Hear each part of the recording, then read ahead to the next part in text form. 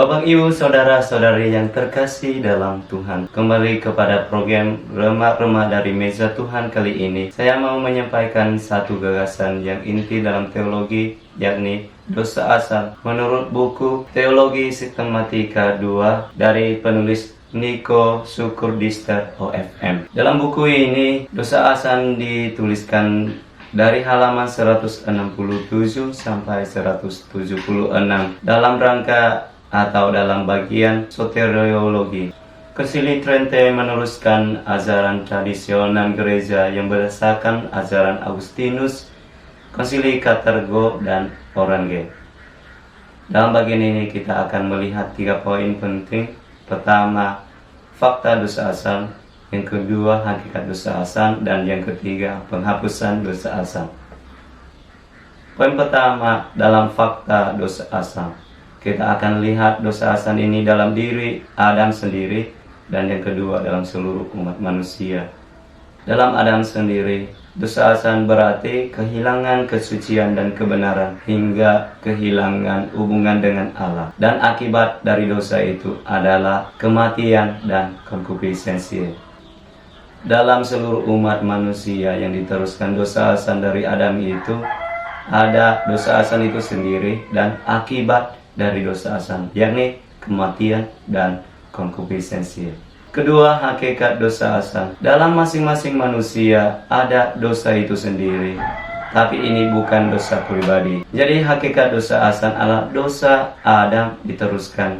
Dalam bahasa Konsili Trente, karena pembiakan bukan tiruan. Jadi Konsili Trente tidak mengatakan bagaimana dosa asal itu diteruskan, tapi terkesan sebagai warisan. Namun perlu perhatikan, Konsili Trente tidak mengatakan hal itu secara eksplisit.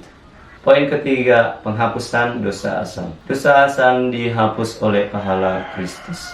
Dengan sarana adalah sakramen baptis. Perlu diingatkan kembali, Konsili Trente tidak mengatakan karena kelahiran manusia memperoleh dosa asal. Efek penghapusan dosa asal adalah tiada lagi dosa dalam arti manapun juga, tetapi tetap ada konkupisenssi, yakni kecenderungan manusiawi terarah kepada yang jahat. Tetapi di sini perlu membedakan dosa dan konkupisenssi. Jadi kodrat manusia bukan dirusakkan tetapi dilemahkan. Sekarang kita akan lihat bagaimana teologi modern melihat dosa asal dalam rumusannya, yakni manusia dilahirkan dalam keadaan dosa, bukan karena kesalahannya sendiri, melainkan karena keadaan konkret manusia adalah keadaan dosa yang berdasarkan kesalahan pada awal mula.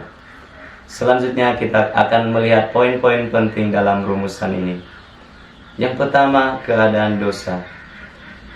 Terbalik dengan keadaan dosa adalah keadaan beramat, di mana manusia berelasi atau menyatu dengan Allah sendiri.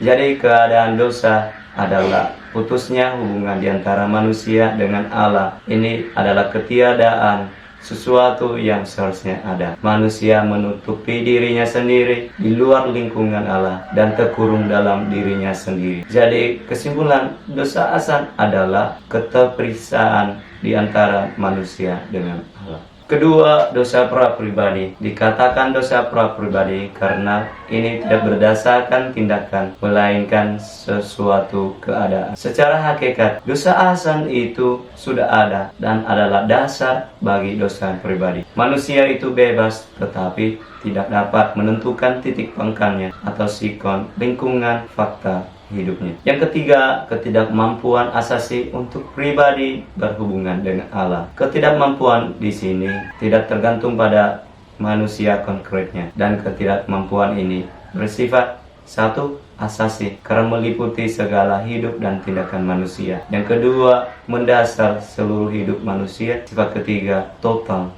dalam segala tindakan manusia. Dan sifat keempat, yakni tak teratasi dengan kekuatan manusia itu sendiri, kecuali Kristus dan Bunda Maria. Keempat, berdasarkan kesalahan pada awal mula.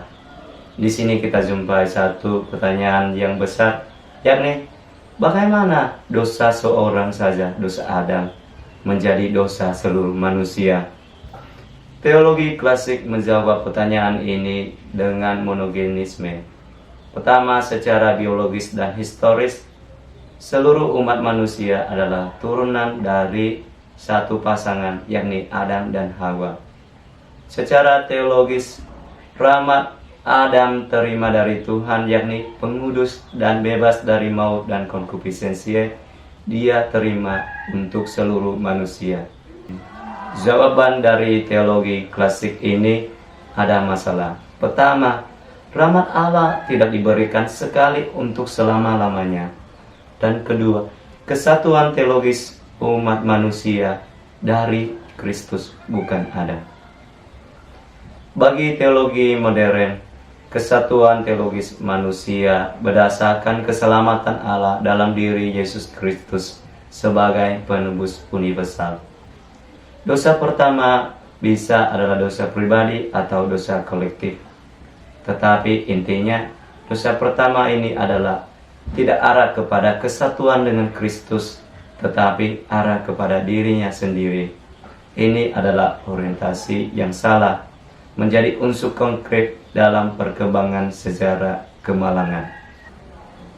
Jadi jawaban dari teologi modern, pertama, dosa akan diteruskan bukan karena warisan, melainkan partisipasi pada sejarah kemalangan yang berdasarkan juga sejarah penyelamatan Allah. Kedua, secara historis, kita tidak tahu siapa pendosa pertama, tetapi itu harus dari awal. Karena manusia sejak dilahirkan sudah ada dalam keadaan dosa dan memerlukan penyelamatan dari Yesus Kristus. Satu catatan dalam buku ini adalah dosa dan konkupisенsi adalah lingkungan rahmat, di mana sikon manusia adalah perjuangan mengatasi dosa. Dalam kehidupan sehari-hari, manusia berjuang untuk menyatu atau mencapai kesatuan dengan Kristus sampai kebangkitan pada akhir zaman. Terima kasih atas perhatiannya dan sampai jumpa dalam video berikutnya. Pace e bene.